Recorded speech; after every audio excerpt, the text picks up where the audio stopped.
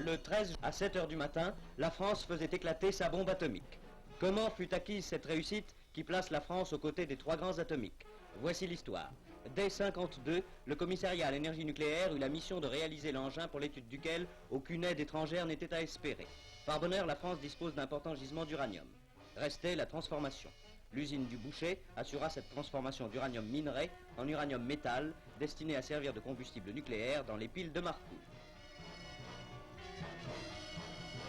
Marcoule était né, d'abord équipé d'une seule pile, G1. Mais les années suivantes devaient lui ajouter deux grandes piles, G2 et G3, chacune d'une puissance de 200 000 kW chaleur. C'est dans ces trois piles que fut élaboré le plutonium nécessaire.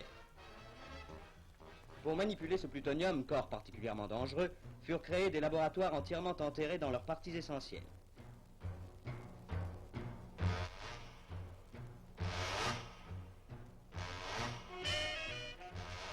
Ces laboratoires de réalisation ultramoderne comportent des séries de cellules où se poursuivent les travaux sur substances radioactives. Chacune renferme un ensemble d'enceintes spéciales étanches appelées boîtes à gants, à l'intérieur desquelles les manipulations s'effectuent en atmosphère neutre. Chacun de ces travaux était la suite ou le résultat d'études faites à l'aide d'accélérateurs de particules des types les plus variés, études rendues nécessaires par le silence des puissances atomiques. L'un de ces problèmes, et le plus délicat peut-être, était le calcul de la masse critique de plutonium destiné à entrer dans la constitution de l'engin, calcul qui nécessita l'emploi de calculateurs électroniques, véritables cerveaux artificiels, capables d'effectuer les opérations les plus complexes.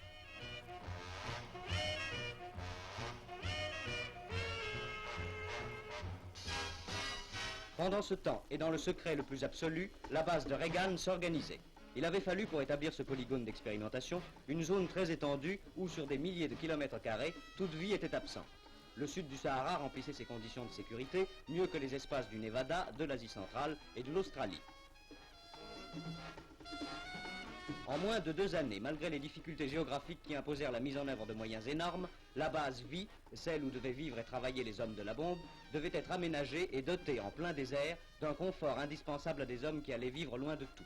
Il fallut, à coups de bulldozers et de camions, faire des terrassements considérables, utiliser d'énormes masses de béton, rechercher les points d'eau et les canaliser, construire logements et laboratoires, équiper électriquement tous les locaux, aménager les lieux de travail et les lieux de repos. Des dizaines de kilomètres de routes furent construits pour le transport du matériel lourd.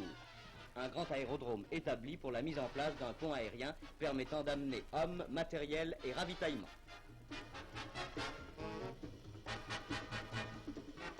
Et Reagan se mit à vivre pour le jour J. Dans ses laboratoires souterrains, les expérimentateurs purent mettre la dernière main à la finition de la bombe, pendant qu'à quelques dizaines de kilomètres, d'énormes travaux commençaient à circonscrire le point zéro. Au milieu, la tour de fer qui supportera la bombe. Autour, les blocos des appareils enregistreurs, les enveloppes de béton pour les caméras ultra rapides qui retraceront image par image le développement de l'opération. Afin de tirer tous les enseignements sur les effets de l'expérience, on a exposé autour du point zéro différents matériels militaires.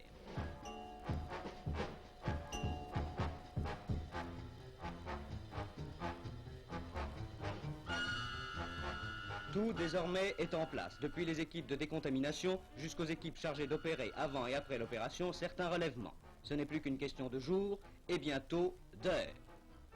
Voici maintenant que l'heure H est proche. Vous vivez dans le blockhaus de la mise à feu la minute solennelle de la première explosion atomique française.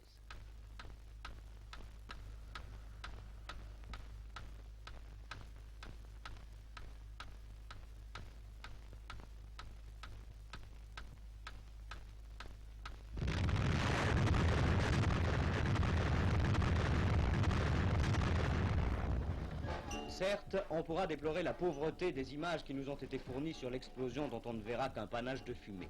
Cela ne retire rien au fait, seule, avec ses seuls moyens, la France a fabriqué sa bombe.